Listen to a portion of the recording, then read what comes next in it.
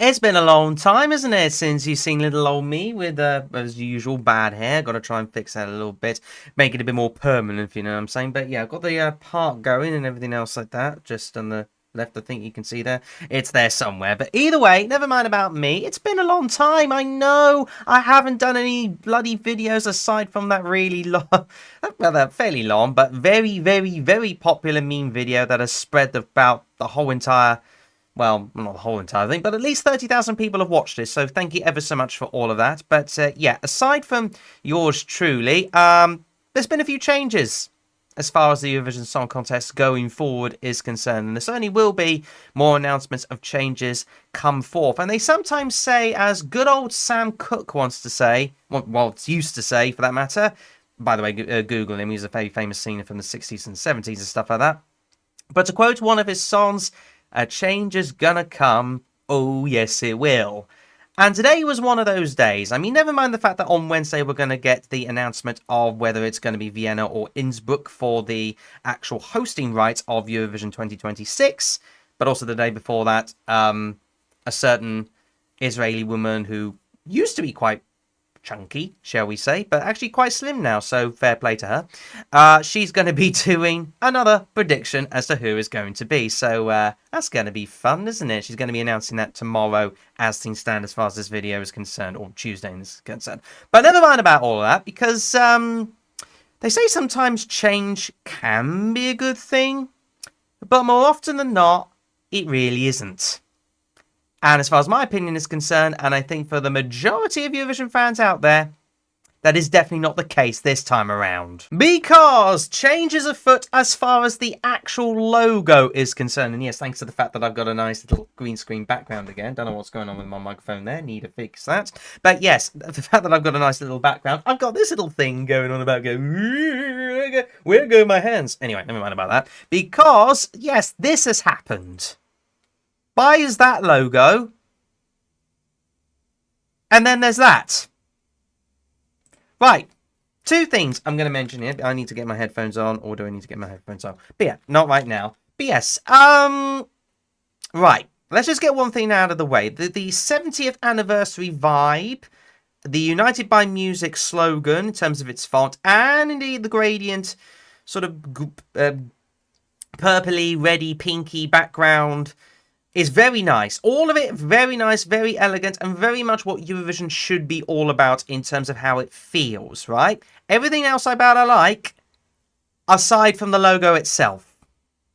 What on God's green earth is this? Like, I don't understand it. It genuinely either looks like a 5-year-old has done it, maybe not a very talented 5-year-old for that matter, sorry, or it's done by the same branding people who just decided to like go on, meh, I don't know what to do. Should we ask AI? It does look like that. Like, this is not good. Whatever way you look at it, it's not a good logo in any way, shape, whatsoever. Let's first of all get the main bit out of the way.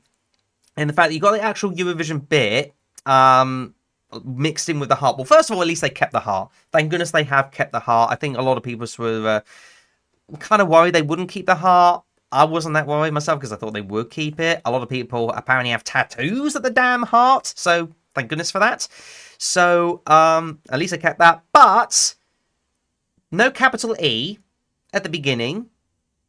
What is this little like sort of cosmic sans font thing going on, like the top part of it? And also, they've done the same thing with the song contest part itself. Like beforehand, when it came to the old Eurovision logo, which I will go backwards on when I get to it eventually. And then there's a bit of a thing. Oh yeah, by the way, that little 70 thing in the middle, love it, by the way. But yeah, no, look how simple the original logo used to be. I mean, you have, of course, the capital E, sort of all flowing, including the heart logo itself, most of it with it. And then the song contest itself was actually in a normal font underneath it, just to signify that it's, you know, a song contest. So for me, I don't see why they have to make it like a really big thing, like with all of that in terms of the main logo itself. I don't get that. For me, it's just like, Come on, guys. If you were going to change something, you could have come up with something better. And in my opinion, and I hate to boast, but and I think most people would boast at this point, us as a 5-year-old with some talent of artistic direction would have made a better logo than that. Especially with given the amount of like technology we've got these days. You know what I'm saying? And I definitely think I'm not alone in all of this. There's so much negativity when it comes to not only of the Wee Blog's website in terms of its comments. One saying, I don't mind, but yeah, do they hate their own contest? It is a new rule that everything needs to be made worse. The old one was so much better. What is this? It looks awful.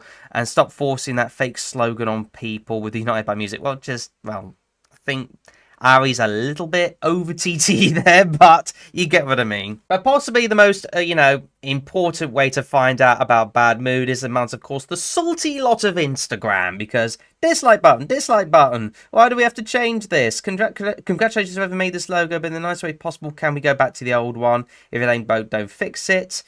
It looks like it's giving AI. This geezer said it's childish and very cartoonish. I did think also with this.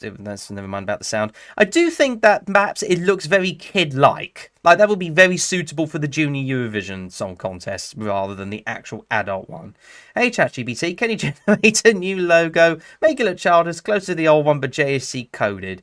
Yeah, like, it's not gone down well. Aside from maybe, like, one person on the Eurovision world, and maybe, like, one or two people who don't understand logos, perhaps.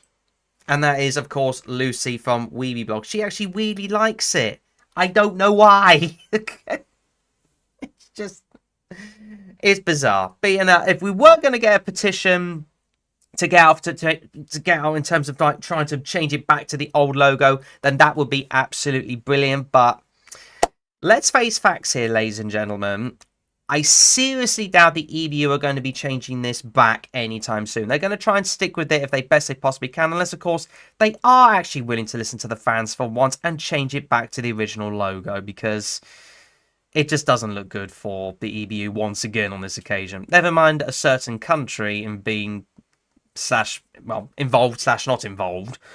But I don't know what they're doing. I really don't know what they're doing. But yeah, to hark on all of this, at the end of the day, we do have to get used to this, because they're not going to be changing their mind anytime soon, which is a sad, sorry thing to think about. But yeah, we're going to have to get used to this. Good Lord knows how.